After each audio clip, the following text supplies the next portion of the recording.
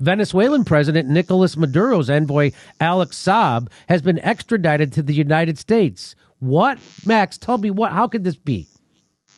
How could it be? Alex Saab is being extradited to a country that he is not a citizen of, whose laws he has not broken.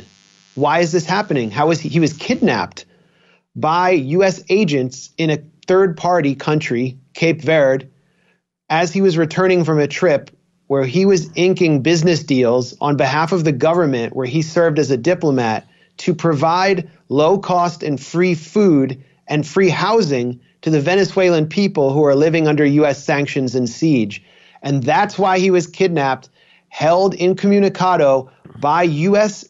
agents, tortured, denied food and medical care at certain points, and contact with his own family as well as the media, and pressured into giving up details on how Venezuela evades sanctions in order to feed its people. So this is a case about the U.S. violating international law, kidnapping the citizen of another country in order to enforce what U.S. Secretary of State Tony Blinken calls the rules-based order, which is an order in which the U.S. makes the rules like a mob boss and everyone else has to follow its orders. And so Alex Saab showed up in a Florida federal court today after being kidnapped, basically kidnapped on an airport tarmac as his flight stopped to refuel. He's now being put on trial in the U.S. for money laundering. There was never an Interpol red notice put out for Alex Saab. I mean, he's a literal hostage, a political prisoner in the United States. And the Swiss authorities who investigated this money laundering charge found that he was totally innocent. There was no money laundering. It's just a fake charge to justify kidnapping someone until he gives up details and sells out his government. And they're using him as leverage against Venezuela. So here's what he did. The Assange precedent. Julian Assange, not a U.S. citizen. That's right. So this is exactly right. This is setting the precedent. Julian Assange, not a U.S. citizen. They want to bring him here and hold him for, I don't know what. He's not a citizen. So for Venezuela, this is what he actually did. This is why they want to kill him. This is why he's in a courtroom in America. This is why they kidnapped him. He's helped circumvent the financial sanctions that Donald Trump imposed on Venezuela in 2018. He's been a key facilitator of Venezuela's relationship with other countries that enable it to survive under the U.S. sanctions to get food and fuel, which has exposed him to increased judicial interest from the United States. The extradition of Venezuela diplomat Alex Saab is a clear signal the Biden administration has made no break with Trump's all-out assault on international law. Also, a worrying sign for the case of Julian Assange, another foreign citizen the U.S. has essentially kidnapped and held hostage. Saab was extradited from Cape Verde without proper notification given to his legal representatives or family members. His kidnapping comes just one day before Cape Verde's presidential election. So that's why this is important. That's why it's important to keep the pressure on about Julian Assange. And again, all these people who seem to care about norms and care about international law don't care about it at all. These people are all criminals.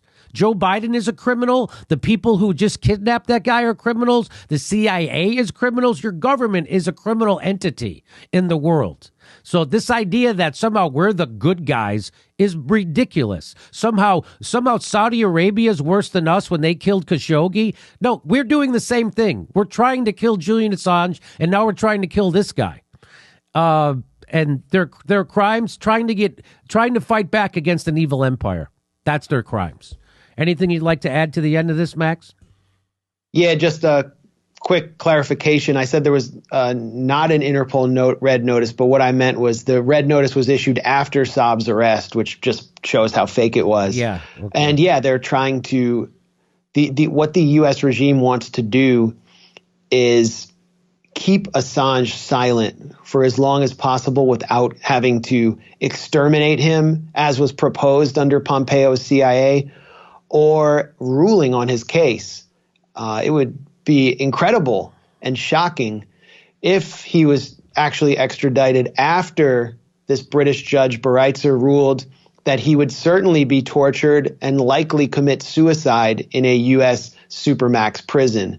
The U.S. would be taking that ruling and acknowledging that it does seek to kill Assange by inducing suicide or just driving him into physical and psychological destruction in one of these torture centers that pass for prisons that actually millions of Americans are currently in.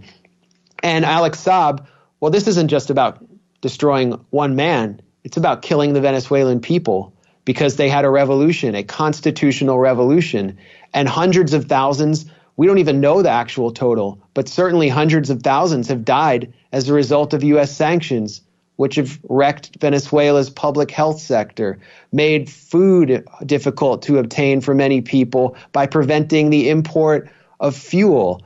I mean, this is the crime that Alex Saab has been trying to prevent. And what Alex Saab was doing, besides providing the food that has prevented so many families from starving in Venezuela through its CLAP program, is also getting supplies for construction for a housing mission where 3 million Venezuelan families have been provided with free housing under U.S. sanctions.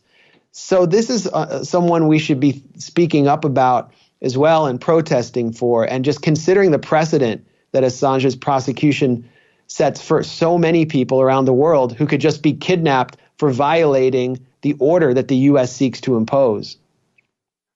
Max Blumenthal from the Gray Zone, ladies and gentlemen, has been our guest today. Thank you so much for making yourself available, and thanks for all the great work you do at the Gray Zone, which is not for sale.